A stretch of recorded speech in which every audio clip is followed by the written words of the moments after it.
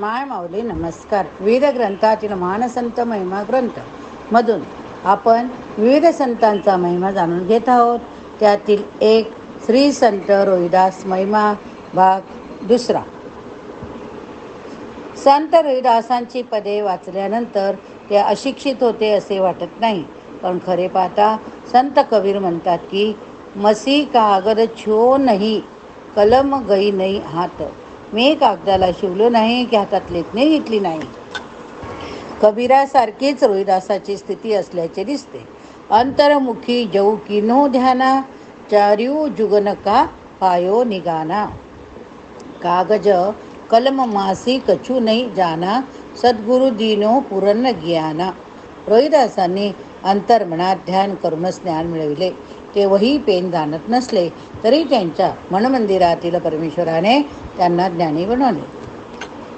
रोहिदासकालीन परिस्थितीचा विचार करीत असता रोहिदास हे चर्मकार क्षुद्र समाजात जन्मलेले असल्यामुळे त्यांना शिक्षण कोण देणार?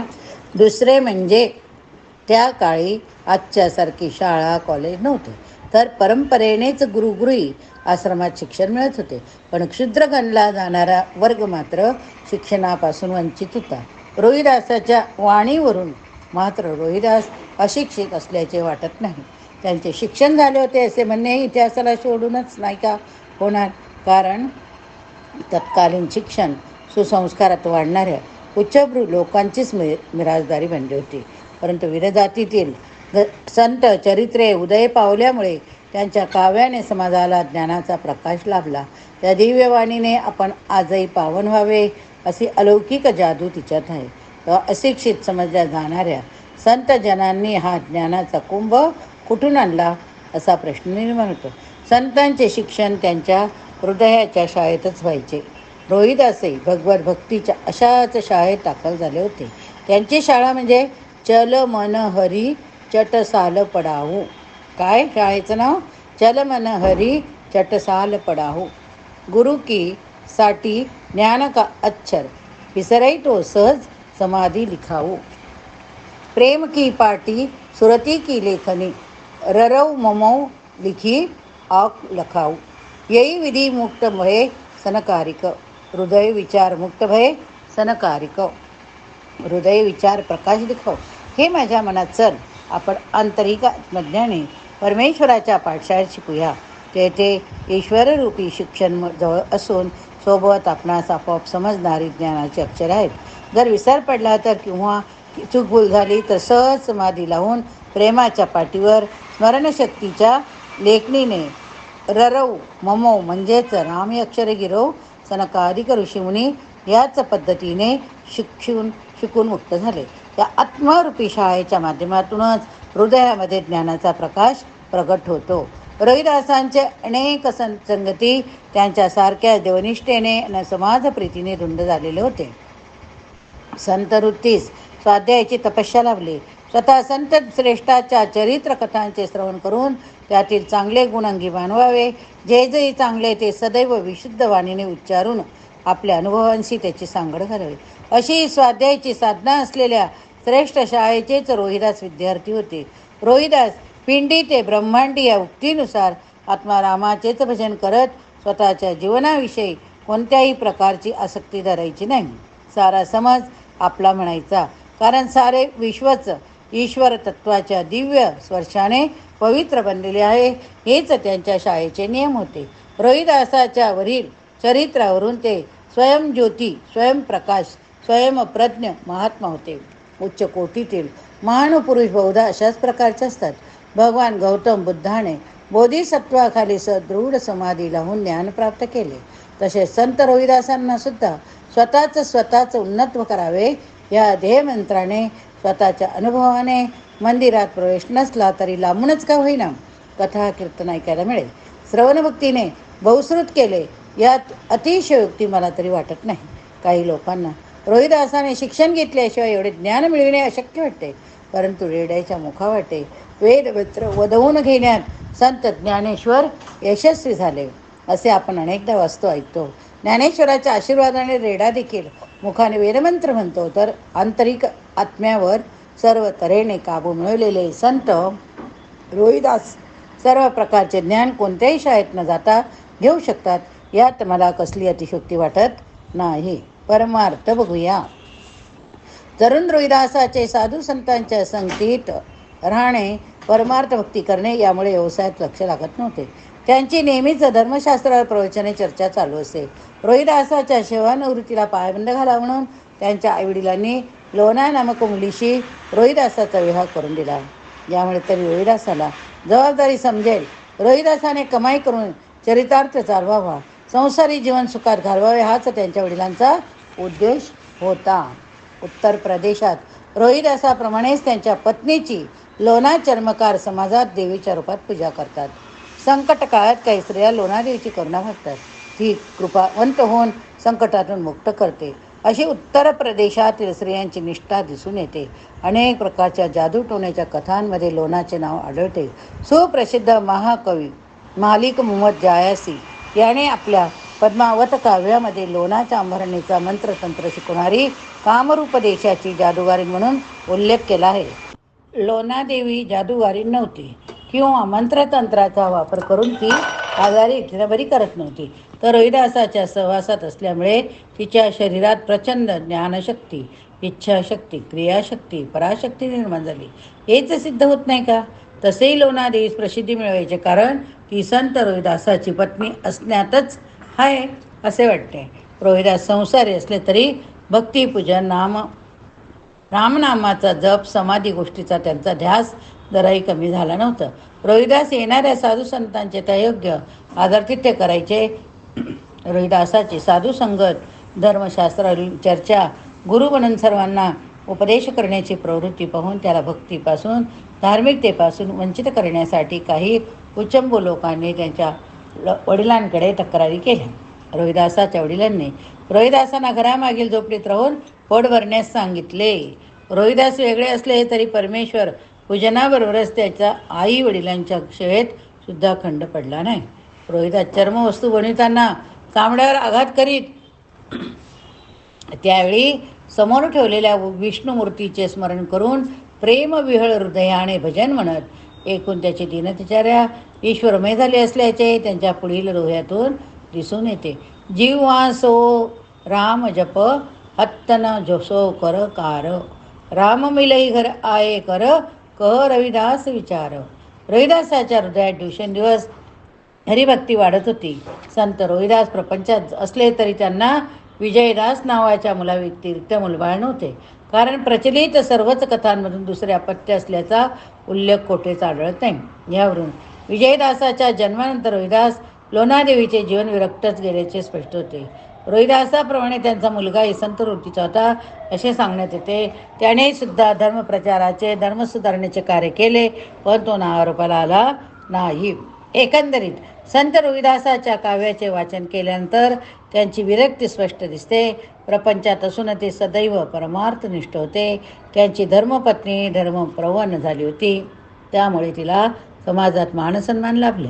रोहिदासाची संपत्ती म्हणजे त्यांनी मिळवलेले नामधन होय. त्यांनी नामधनावरच आपल्या भक्तीचा संसार चालविला. विरक्ती, भक्ती, सेवा यांचा सुरेख संगम रोहिदासाच्या ठायी झाला असल्याचे दिसून येते. सोन्याच्या पारसमणीला मातीचे मोल.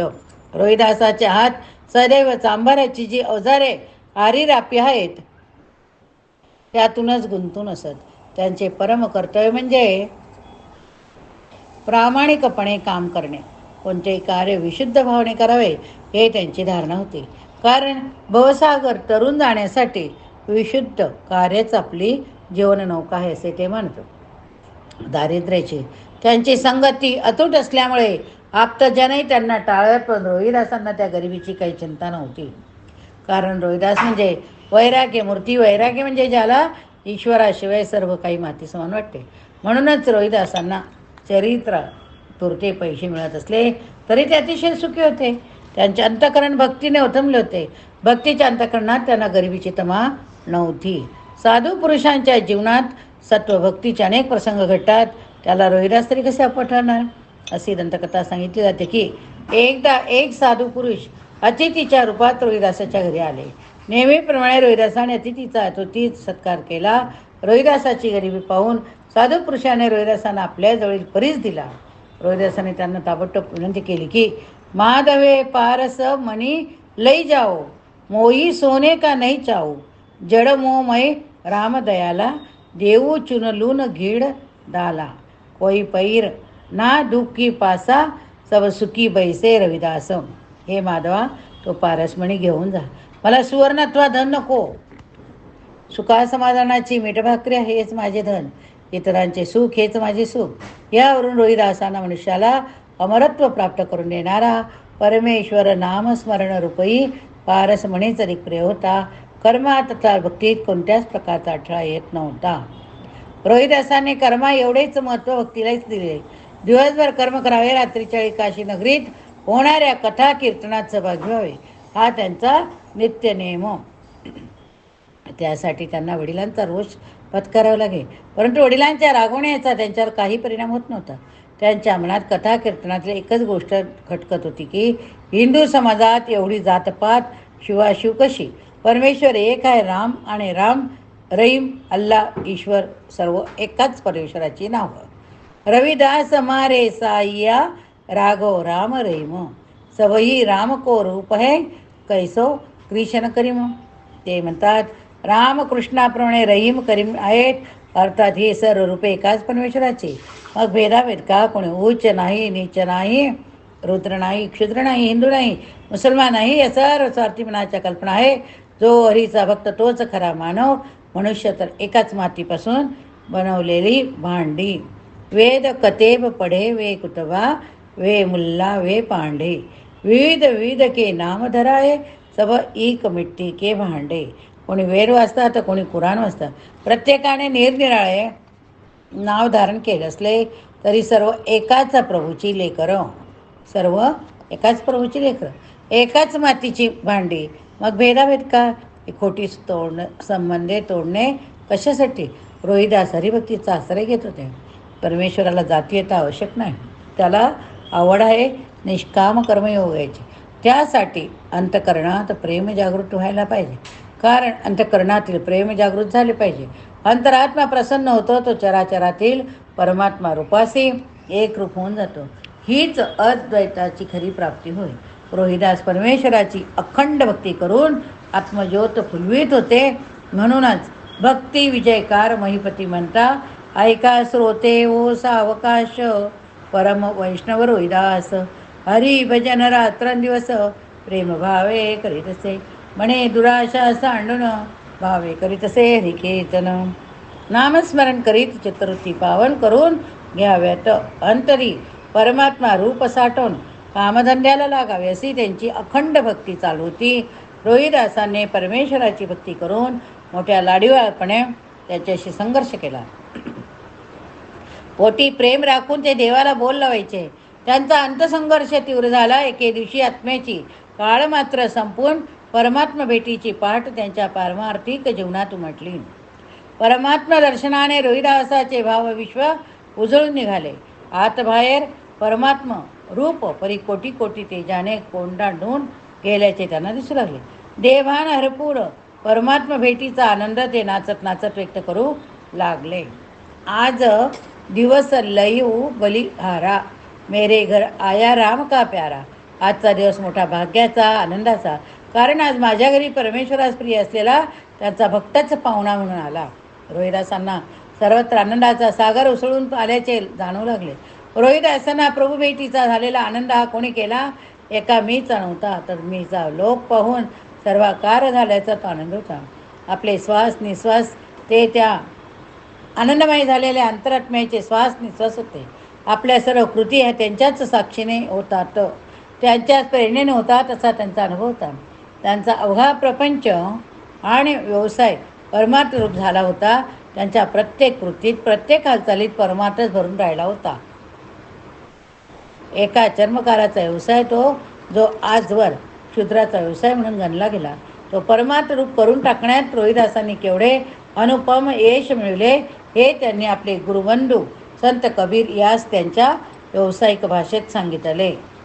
जहाँ देखो वहाँ चामई चाम, चाम के मंदिर बोलत राम, चाम की गऊ चाम का बछड़ा, चामी धुने चामई डाड़ा, चामका हाती चामका राजा, चामके उठ पर चामका बाजा. कहत रोहिदास सुनो कबीर भाई, चामा विना देह किनकी बनाई. आपल्या व्यवसायावर रोहिदासाने रचलेले पारमार्थिक रूपक स्वानुभूतीतून साकार झाले. आपल्या जीवनातील प्रत्येक कृती, प्रत्येक हालचाल पारमार्थिक प्रेरणेतून करणाऱ्या साक्षात्कारी सत्वपुरुषाला आपल्या व्यवसायातच परमार्थ भरून राहिलेले अनुभवायला येत होते. त्यांनी आपल्या व्यवसायाचा सारा प्रपंचच परमार्थ रूप केलेला होता. कोणताही व्यवसाय प्रतिष्ठित नसतो, अप्रतिष्ठित नसतो, तर तो व्यवसाय करणाऱ्या व्यक्तीच्या मनाच्या उंचीवर, अंतःकरणाच्या सुचितेवर त्या व्यवसायाची प्रतिष्ठा अनुभवता येते. रोहिदासाने क्षुद्राचा म्हणून उपेक्षा केल्या गेलेला आपला व्यवसाय अशा रीतीने पराकोटीच्या उच्चस्थानी नेऊन टाकला. कारण देवा यत्त कुलम जन्म मत्ता येतम तू पौरुषतम. जन्म कुठल्या कुळात असावा घ्यावा हे देवाच्या हाती असले दैवाच्या, तरी मानवाची प्रतिष्ठा शेवटी त्याच्या प्रत्यक्ष कर्तव्यानेच सिद्ध होते. कर्णाच्या काळापासूनची कहाणी तसा अपूर्व आत्मविश्वास कांबारा घरच्या रोहिदासानं होता. त्यामुळे ते ज्या समाजात वाढले त्या समाजाचीच नव्हे तर मानव जातीची अस्मिता त्यांनी जागृत केली. परमेश्वर, वाद, मीमांसा, तर्क, प्रमाण, भावार्थ, शास्त्र यांनी प्राप्त होत नसून परमेश्वराची प्राप्ती ही अंतःकरणाची सर्वश्रेष्ठ वृत्ती. अखंड भक्तीने रोहिदासाचे आयुष्य कृतार्थ. त्यामुळेच त्यांना सुखाचे सुख अनुभवायला आले. सुखातच ते आत्मस्थिती भोगत होते. साक्षात्कारी पुरुषालाही कर्म उरतातच, म्हणून त्यांनी स्वकर्माचरण सोडले नाही. प्रपंचात राहून स्वकर्माचरण करून प्रपंचातीत कर्मातीत स्थिती अनुभूत होते. त्यांच्या वैराग्याला त्यांच्या जीवनात कधीच अडथळा आला नाही, तर ते आपले कर्म करता करताच परमेश्वराशी सुसंवाद करीत होते. या ठिकाणी हा भाग संपला. पुढील भागात पुढील कथा बघूया.